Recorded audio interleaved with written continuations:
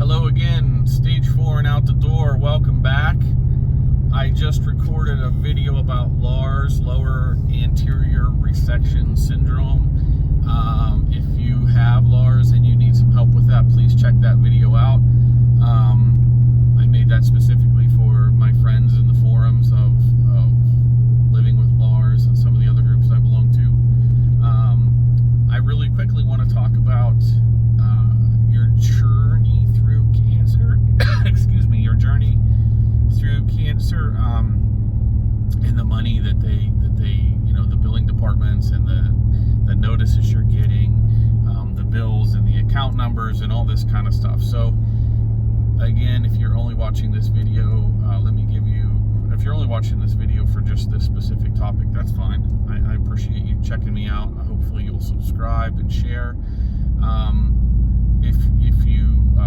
If you're watching this video just for that, let me give you a very quick history of what's happened to me. Diagnosed at 45 with stage 4 colon cancer. Went through radiation chemo, which we'll talk about the radiation, the cost of the radiation in a moment here. Went through radiation chemo, went through my resection surgery that left me with an ileostomy bag, and then, sorry guys, I'm driving in my office. You gotta have to put up with me driving. And then after that surgery, I had the reversal surgery to remove the bag, and then I went through chemo again, about 8 weeks of chemo again. So that's the history. And since then, I've had several surgeries since then, and some, of course, I have the blood work and the scans. So there's a lot of insurance billing happening, and this is what I want to talk about, because everybody I talk to, and I mean everybody, when I was going through chemo, the people that I got to know, just because we all kind of were the same day, scheduled for the same day, so you kind of get to talking to people in I called it the chemo corral, because they corralled us in and hooked us all up to the chemo.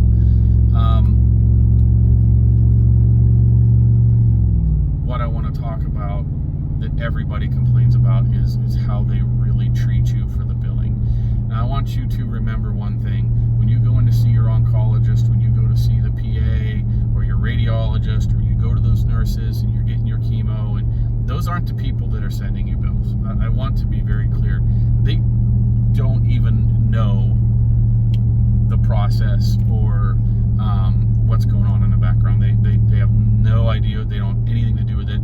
They do their work. They enter the information into the computer. The computer sends that to a billing department, and sometimes the billing department doesn't even know, because it's an automated system. So let me explain what's happened to me. My wife and I have really good insurance. It's not the best insurance in the world, but it's pretty darn good insurance.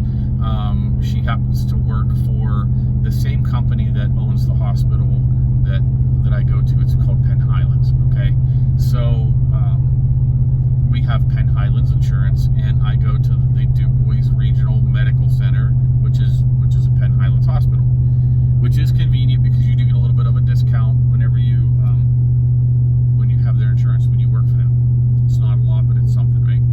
So you have a deductible, an out-of-pocket deductible. That out-of-pocket deductible could vary for everybody. Ours was a certain amount that we had to pay out of pocket before they covered everything 100%. I think they cover 80% until you reach your deductible, and then they cover 100% because you've reached your maximum out-of-pocket cost.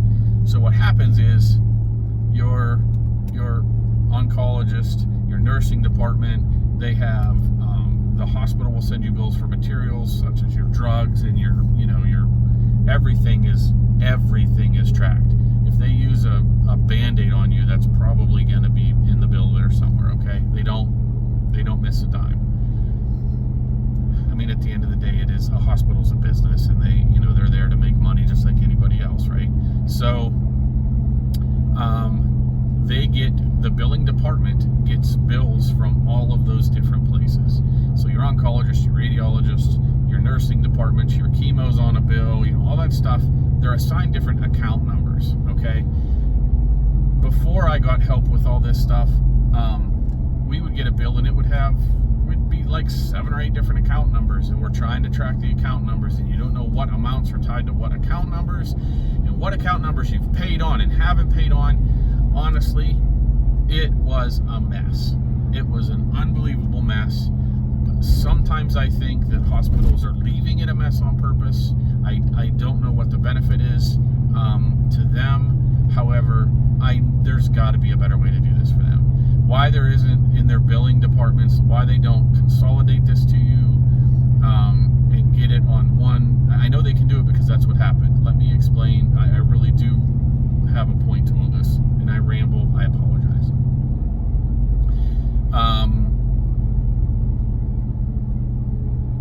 I really feel that they purposefully have it convoluted and confusing, and I don't know what the reason is for that. You know, I don't know why they would want to send you to collections, because that's what they do. So you could get 5 bills and pay on every one of them, and you could pay, you know, hundreds of dollars a month. And then all of a sudden you get a call from a collections agency, and this has happened to us several times. We were paying hundreds of dollars a month in large amounts, okay? And they still send you to collections because a bill that slipped by for $23 or $18, or, you know, it could be a lot of money. It could be $1,000 bill, but it's super easy to miss one of those because there's so many account numbers and so many bills, and you don't know what you paid on, and you know, it's freaking ridiculous. Okay, I'm holding back, cussing this place out right now. And the collections agency calls you and says, hey, you owe blah blah blah, you know, pay it now or we're gonna, you know, kick your ass. That's not what they say, but that's what it feels like. It's very demeaning. You know, you're going through cancer, you're recovering from cancer, you're going through it, you're whatever, you're sick all the time, and then you also have collection agency calling you. Like, give me a break, right? It'd be different if I went in for, you know, a butt tuck and a tummy tuck and a boob job, and they were collecting because it was a elective type thing, but this is cancer. Like, I didn't ask for this, right? So here's what I did. I don't know this is going to work for everybody, but this is what I did. I called the billing department, and I want to tell you how lucky I got, because I got connected with, her name is you know what, I'm not going to say her name. That's stupid. I'm on YouTube. I got connected with a really wonderful woman. She, you know, I called her. I was nice. So here's the key. Don't be a jerk. Don't be like those people you see on YouTube, you know, fighting with everybody, just being a jerk to be a jerk. You're not going to get anywhere. I was nice to her like I am nice to everybody, okay? And I pleaded my case. I told her my story. She so happened to has a heart, okay? She gave me her direct extension. I call her every month on the 27th. I call her on the 27th. I make a payment, whatever I can make. If I can make a $50 payment, she'll take it. If I can make a $5,000 payment, she'll take it. So here's what she does.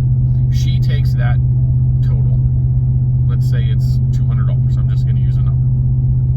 I call her today and say, hey, my friend, I have $200 for you.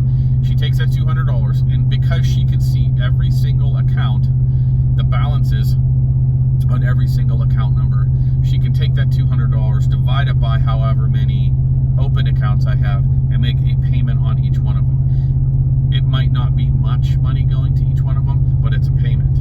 That will stop their system from sending you to collections, because what happens is their automatic system, it's not a person, their automatic system sees you haven't made a payment on your $3 bill, and they will send you to collections for freaking $3. Okay? So call into their billing departments, talk to somebody, be nice about it, explain to them your problem,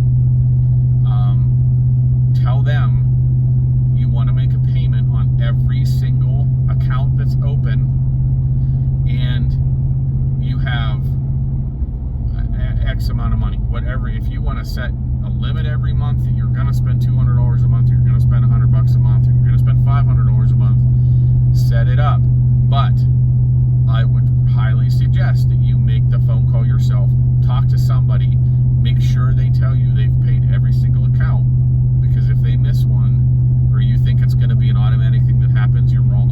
And if they miss one, you're going to get sent to collections. That's my advice to you. Be nice about it. Be nice to everybody. You get a lot further with this, trust me. Okay, if you have any questions, ask me. I will answer your question.